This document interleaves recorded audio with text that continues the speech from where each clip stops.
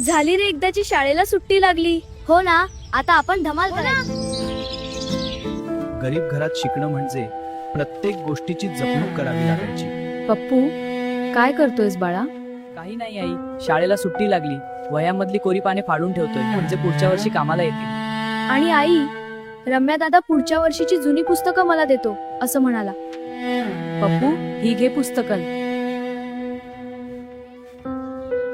पैसे किती झाले रे दादा? ह्या सगळ्या पुस्तकांच्या निम्म्या किमतीनं 50 रुपये होतील बघ. बरं, मी आप्पांचा पगार झाला की तुला आणून देतो पैसे. लहानपणीच्या त्या साध्या दिवसांत जुन्या पुस्तकांतूनच अनेक मुलांची स्वप्न पुढे चालत राहायची.